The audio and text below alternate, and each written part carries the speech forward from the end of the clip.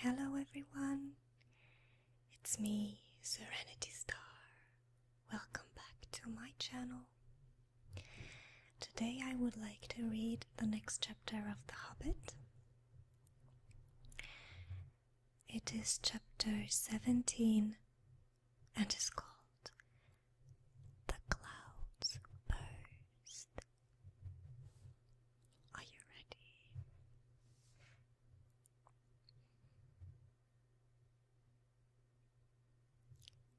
Next day, the trumpets rang early in the camp. Soon a single runner was seen hurrying along the narrow path. At a distance he stood and hailed them, asking whether Thorin would now listen to another embassy, since new tidings had come to hand and matters were changed. "That will be Dain," said Thorin when he heard.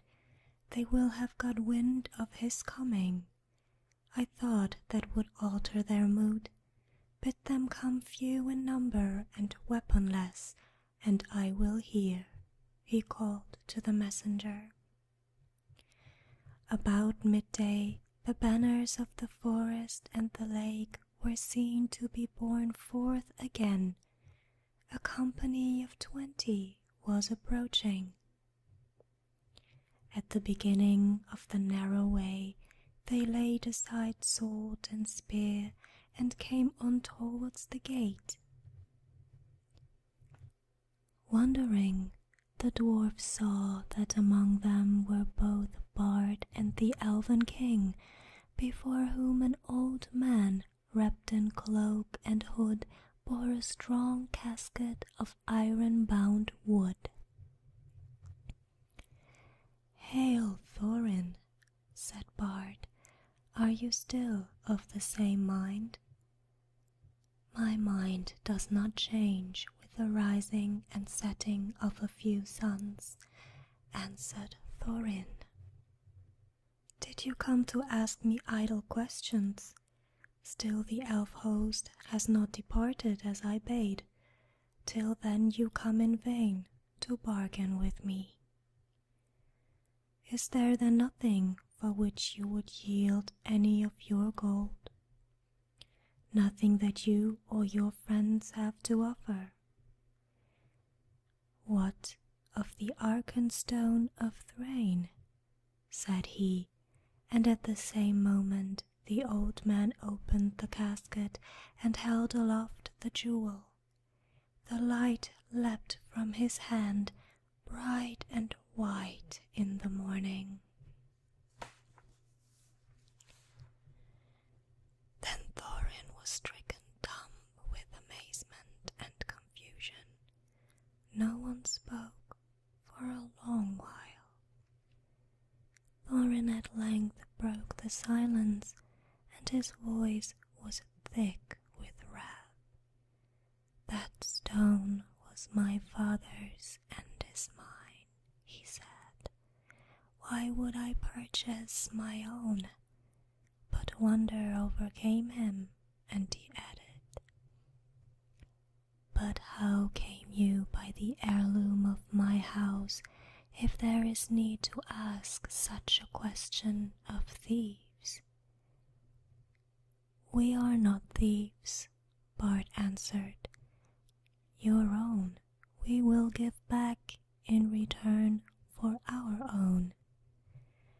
"How came you by it?" shouted Thorin in gathering rage. "I gave it to them," squeaked Bilbo, who was peering over the wall, by now in a dreadful fright. You,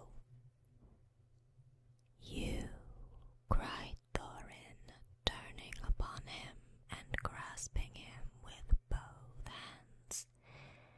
"You miserable hobbit, you undersized burglar." He shouted at a loss for words, and he shook poor Bilbo like a rabbit. "By the beard of Durin, I wish I had Gandalf here. Curse him for his choice of you. May his beard wither. As for you, I will throw you to the rocks, he cried, and lifted Bilbo in his arms. Stay, your wish is granted, said a voice. The old man with the casket threw aside his hood and cloak. Here is Gandalf, and none too soon, it seems. If you don't like my burglar, please don't damage him.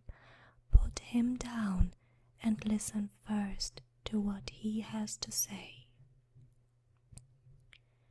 You all seem in league, said Thorin, dropping Bilbo on the top of the wall. Never again will I have dealings with any wizard or his friends. What have you to say, you descendant of rats?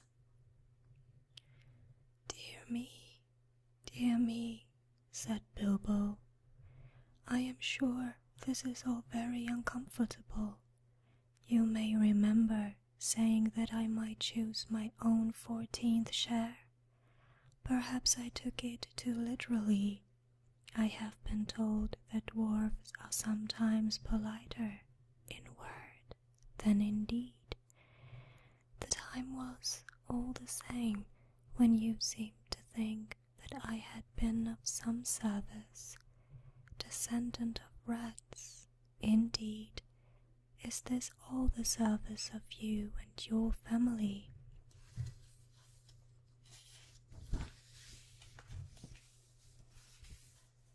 That I was promised, Thorin? Take it that I have disposed of my share as I wished, and let it go at that. I will, said Thorin grimly, and I will let you go at that, and may we never meet again. Then he turned and spoke over the wall. I am betrayed, he said. It was rightly guessed that I could not forbear to redeem the Arkenstone, the treasure of my house. For it I will give 1/14th share of the hoard in silver and gold, setting aside the gems, but that shall be accounted the promised share of this traitor, and with that reward he shall depart, and you can divide it as you will. He will get little enough, I doubt not. Take him if you wish him to live, and no friendship of mine goes with him.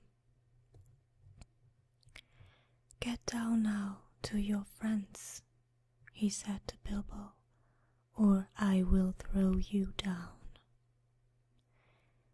What about the gold and silver? Asked Bilbo. That shall follow after, as can be arranged, said he. Get down.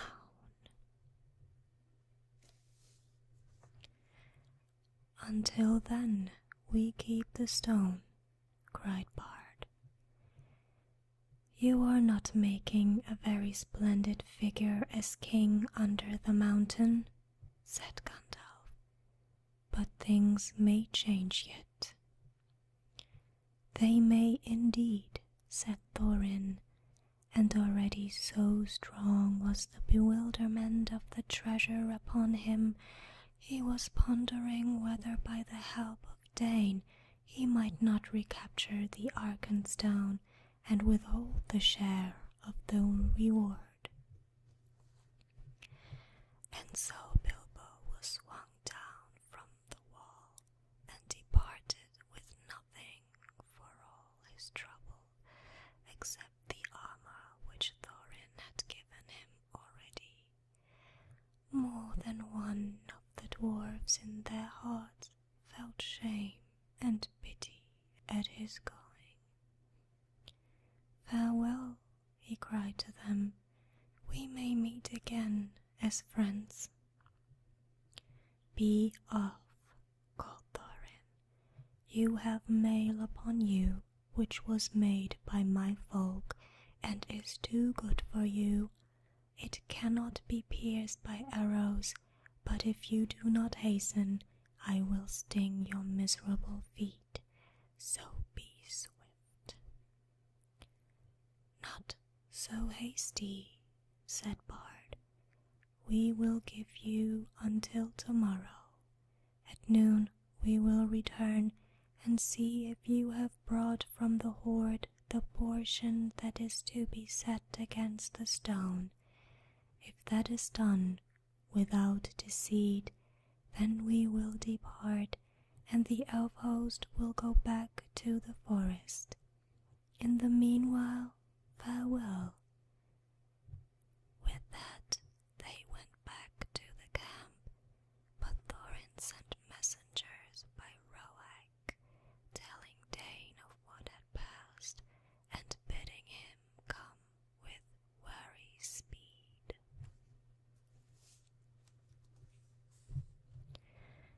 That day passed, and the night. The next day the wind shifted west, and the air was dark and gloomy. The morning was still early when a cry was heard in the camp.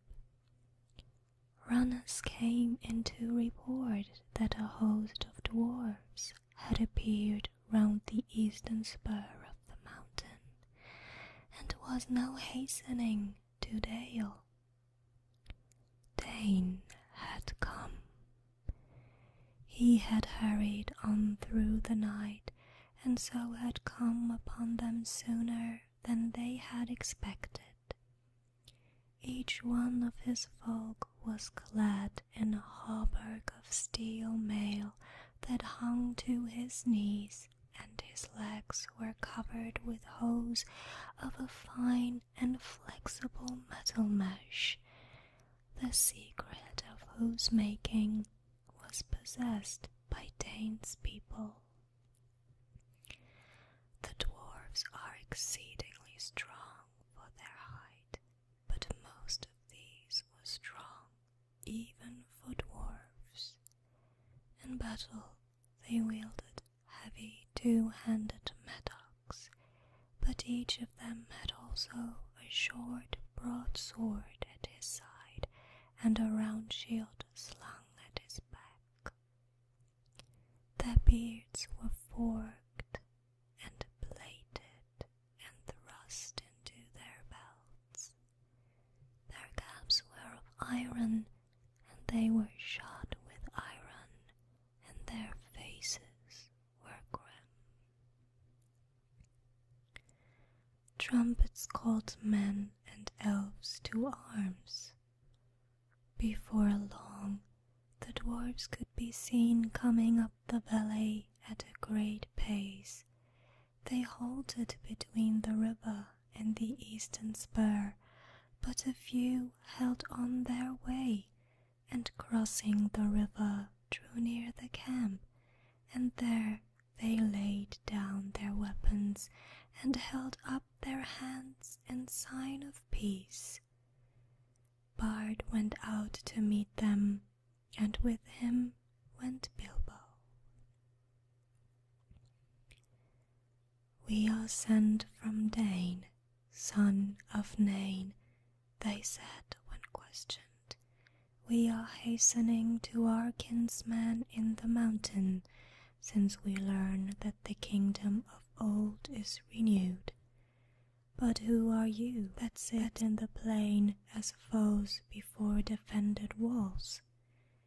This, of course, in the polite and rather old-fashioned language of such occasions, meant simply, "You have no business here. We are going on, so make way, or we shall fight you." They meant to push on between the mountain and the loop of the river, for the narrow land there did not seem to be strongly guarded. Bard, of course, refused to allow the dwarfs to go straight on to the mountain. He was determined to wait until the gold and silver had been brought out in exchange for the Arkenstone, for he did not believe that this would be done if once the fortress was manned with so large and warlike a company. They had brought with them a great store of supplies, for the dwarfs can carry very heavy burdens, and nearly all of Dain's folk, in spite of their rapid march, bore huge packs on their backs in addition to their weapons. They would stand a siege for weeks, and by that time yet more dwarfs might come, and yet more, for Thorin had many relatives. Also, they would be able to reopen and guard some other gate, so that the besiegers would have to encircle the whole mountain, and for that they had not sufficient numbers. These were in fact precisely their plans, for the raven messengers had been busy between Thorin and Dain. But for the moment the way was barred, so after angry words the dwarf messengers retired, muttering in their beards. Bard then sent messengers at once to the gate, but they found no gold or payment. Arrows came forth as soon as they were within shot, and they hastened back in dismay. In the camp all was now astir, as if for battle, for the dwarfs of Dain were advancing along the eastern bank. Fools, laughed Bard, to come thus beneath the mountain's arm. They do not understand war above ground, whatever they may know of battle in the mines. There are many of our archers and spearmen now hidden in the rocks upon their right flank. Dwarf mail may be good, but they will soon be hard put to it. Let us set on them now from both sides, before they are fully rested. But the Elven King said, Long will I tarry ere I begin this war for gold. The dwarfs cannot pass us unless we will or do anything that we cannot mark. Let us hope still for something that will bring reconciliation. Our advantage in numbers will be enough, if in the end it must come to unhappy blows. But he reckoned without the dwarfs. The knowledge that the Arkenstone was in the hands of the besiegers burned in their thoughts. Also they guessed the hesitation of Bard and his friends, and resolved to strike while they debated. Suddenly, without a signal, they sprang silently forward to attack. Bows twanged and arrows whistled. Battle was about to be joined. Still more suddenly, a darkness came on with dreadful swiftness. A black cloud hurried over the sky. Winter thunder on a wild wind rolled roaring up and rumbled in the mountain, and lightning lit its peak. And beneath the thunder another blackness could be seen whirling forward, but it did not come with the wind. It came from the north, like a vast cloud of birds, so dense that no light could be seen between their wings. "Halt!" cried Gandalf, who appeared suddenly and stood alone with arms uplifted between the advancing dwarfs and the ranks awaiting them. "Halt!" he called in a voice like thunder, and his staff blazed forth with a flash like the lightning. "Dread has come upon you all. Alas, it has come more swiftly than I guessed. The goblins are upon you. Bog, son of Azog of the north, is coming, O Dain, whose father you slew in Moria. Behold, the bats are above his army like a sea of locusts. They ride upon wolves, and wargs are in their train." Amazement and confusion fell upon them all. Even as Gandalf had been speaking, the darkness grew. The dwarfs halted and gazed at the sky. The elves cried out with many voices. "Come," called Gandalf, "there is yet time for counsel. Let Dain, son of Nain, come swiftly to us."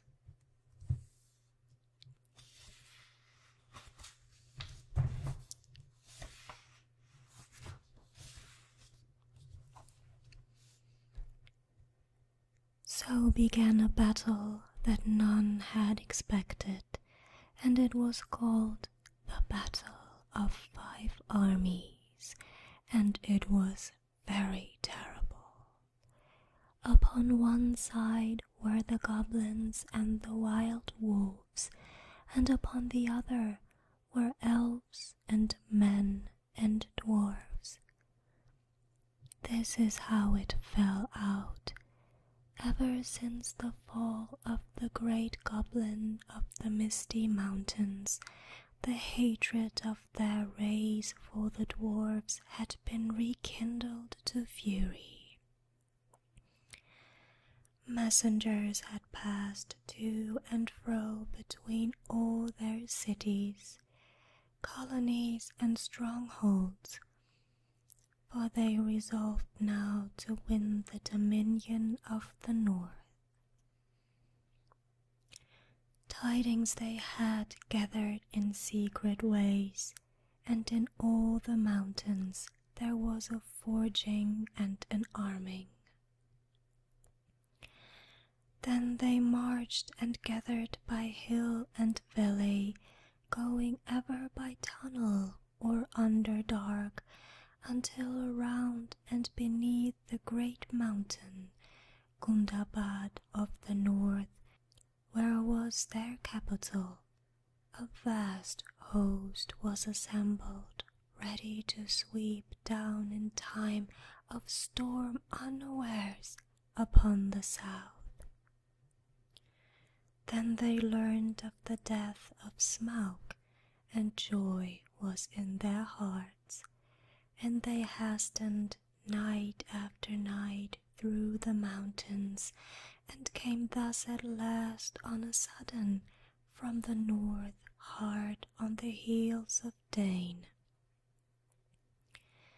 Not even the ravens knew of their coming until they came out in the broken lands which divided the lonely mountain from the hills behind. How much Gandalf knew cannot be said, but it is plain that he had not expected This is the plan that he made in council with the Elven King and with Bard, and with Dain, for the Dwarf Lord now joined them. The goblins were the foes of all, and at their coming all other quarrels were forgotten. Their only hope was to lure the goblins into the valley between the arms of the mountain, and themselves to man the great spurs that struck south and east. Yet this would be perilous if the goblins were in sufficient numbers to overrun the mountain itself, and so attack them also from behind and above. But there was no time to make any other plan or to summon any help. Soon the thunder passed, rolling away to the southeast, but the bad cloud came, flying lower over the shoulder of the mountain, and whirled above them, shutting out the light and filling them with dread.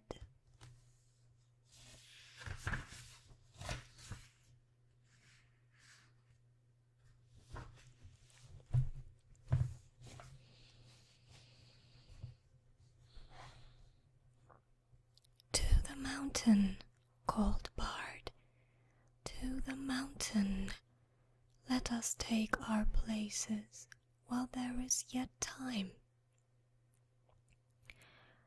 On the southern spur, in its lower slopes, and in the rocks at its feet, the elves were set. On the eastern spur were men and dwarves. But Bard and some of the nimblest of men and elves climbed to the height of the eastern shoulder to gain a view to the north. Soon they could see the lands before the mountain's feet, black with a hurrying multitude. Ere long, the vanguard swirled round the spur's end and came rushing into Dale. These were the swiftest wolf riders, and already their cries and howls rent the air afar. A few brave men were strung before them to make a feint of resistance, and many there fell before the rest drew back and fled to either side. As Gandalf had hoped, the goblin army had gathered behind the resisted vanguard and poured now in rage into the valley, driving wildly up between the armies of the mountain, seeking for the foe. Their banners were countless, black and red, and they came on like a tide in fury and disorder.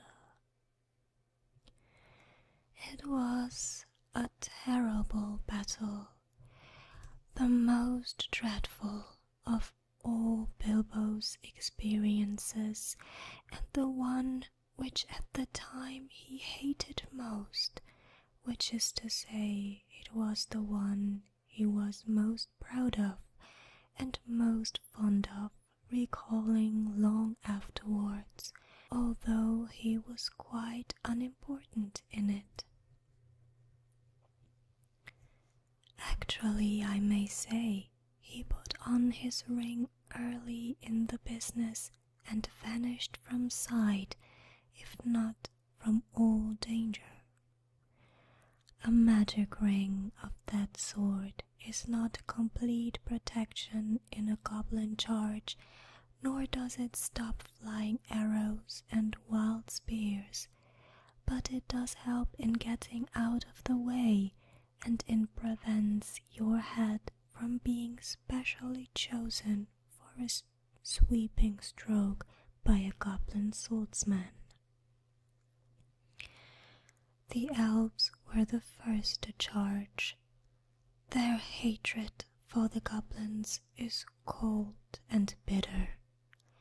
Their spears and swords shone in the gloom with a gleam of chill flame, so deadly was the wrath of the hands that held them. As soon as the host of their enemies was dense in the valley, they sent against it a shower of arrows, and each flickered as it fled, as if with stinging fire. Behind the arrows 1,000 of their spearmen leapt down,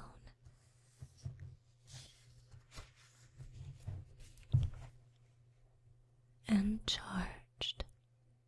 The yells were deafening. The rocks were stained black with goblin blood. Just as the goblins were recovering from the onslaught and the elf charge was halted, there rose from across the valley a deep-throated roar, with cries of Moria and Dain, Dain. The dwarfs of the Iron Hills plunged in, wielding their mattocks upon the other side, and beside them came the men of the lake with long swords.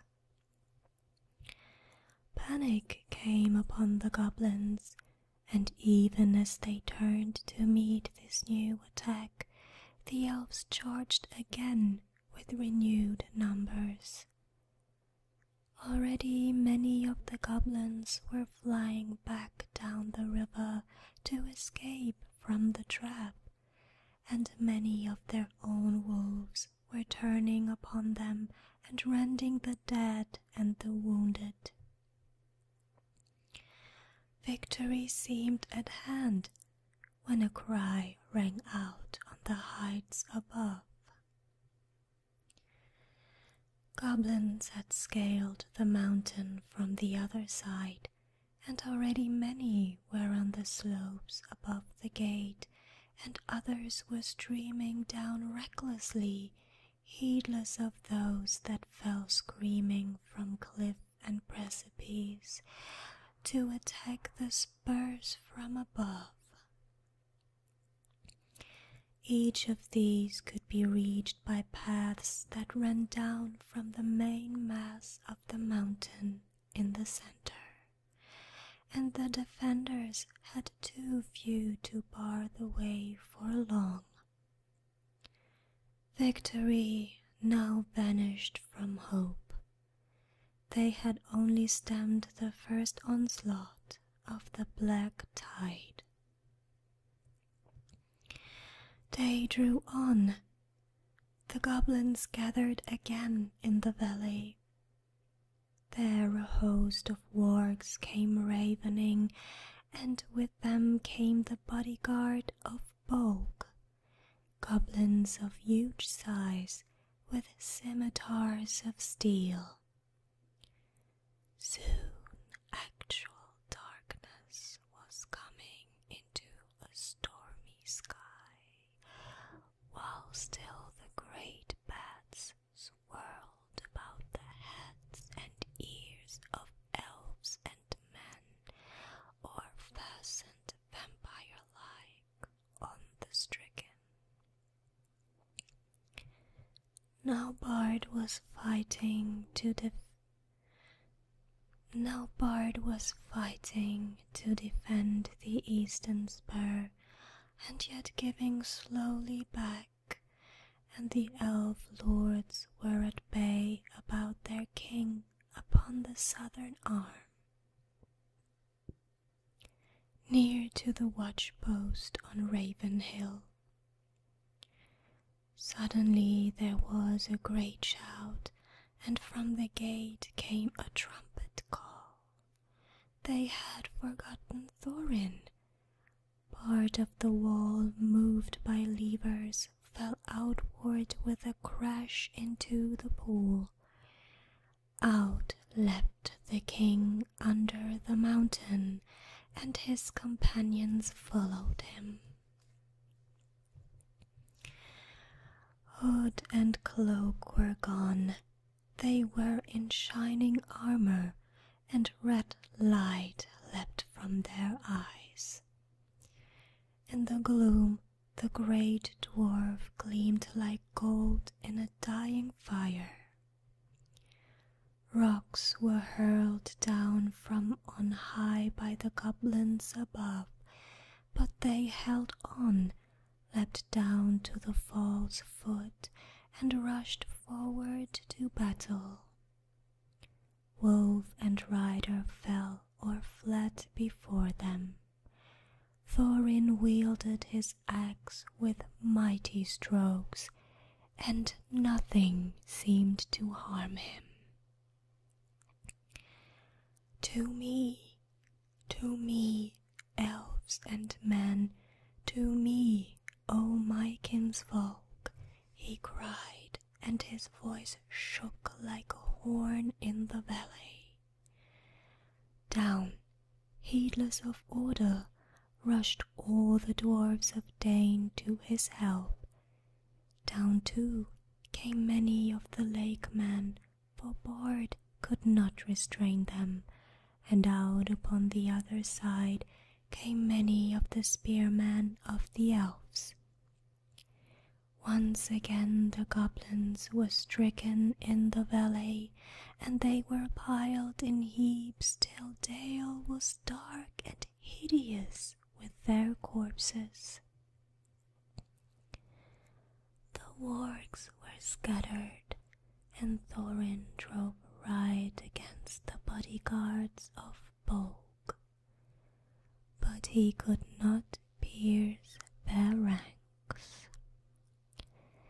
Already behind him, among the goblin dead, lay many men, and many dwarves, and many a fair elf that should have lived yet long ages merrily in the woods.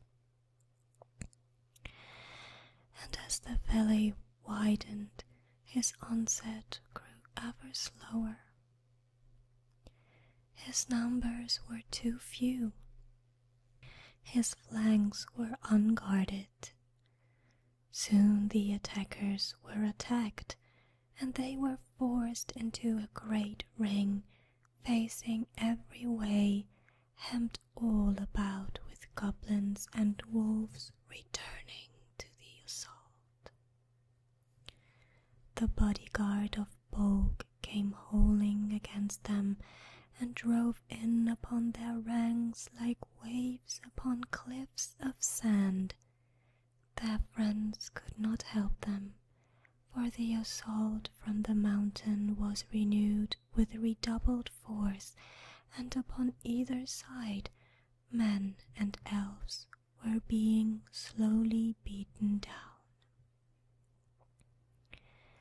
On all this Bilbo looked with misery.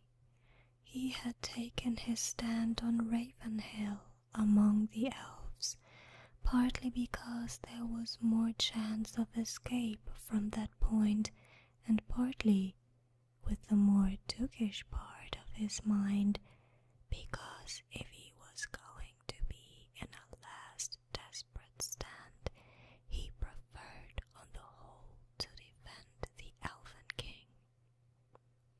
Gandalf too, I may say, was there.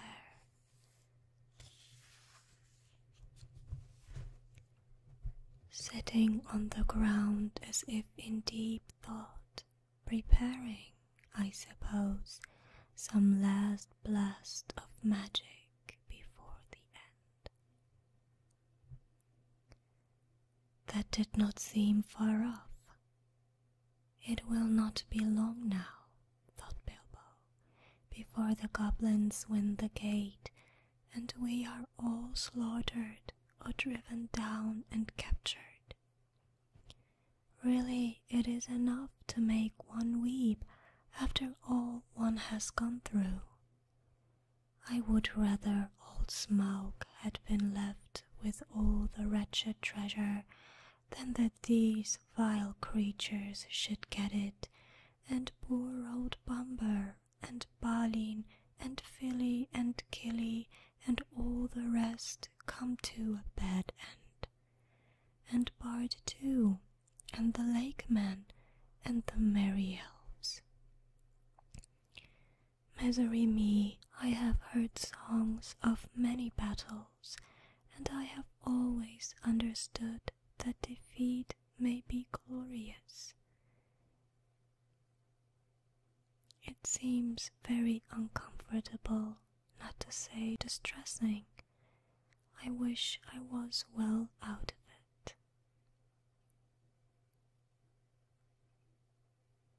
The clouds were torn by the wind, and a red sunset slashed the west.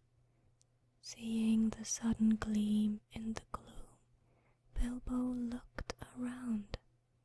He gave a great cry. He had seen a sight that made his heart leap.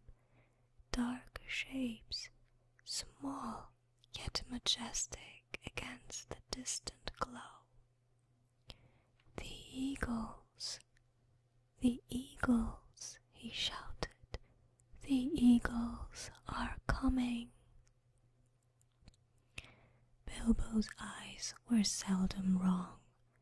The eagles were coming down the wind, line after line, in such a host as must have gathered from all the eyries of the north. The eagles! The eagles! Bilbo cried, dancing and waving his arms. If the elves could not see him, they could hear him. Soon they too took up the cry, and it echoed across the valley. Many wondering eyes looked up, though as yet nothing could be seen except from the southern shoulders of the mountain. The eagles! Cried Bilbo once more, but at that moment a stone hurtling from above smote heavily on his helm, and he fell with a crash, and knew no more. So, this was chapter 17. The clouds burst.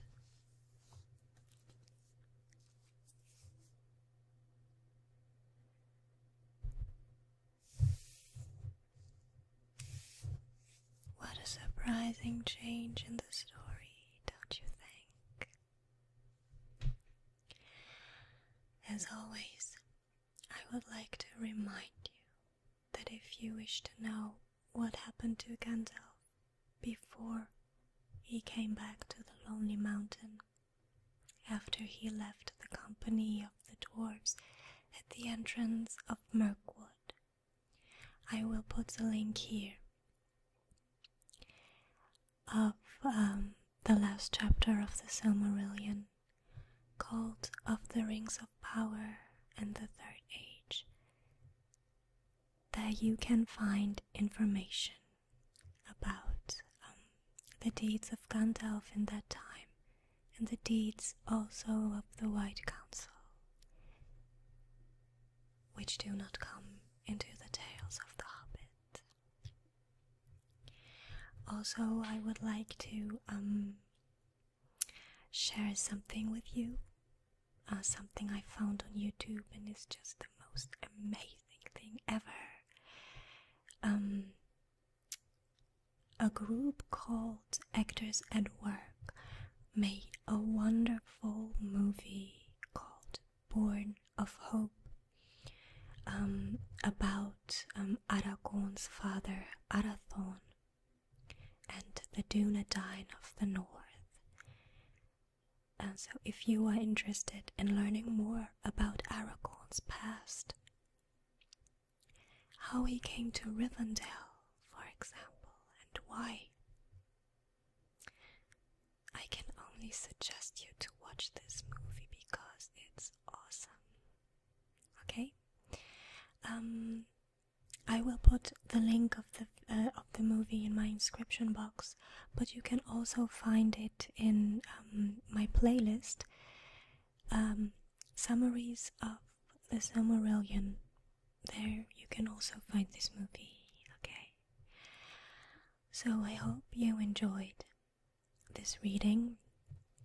There are only 1 or 2 chapters left, so don't worry, we are going to finish them before the next movie starts, okay? Yeah, so I hope you are relaxed now and more informed. And I hope to see you next time. Namarie.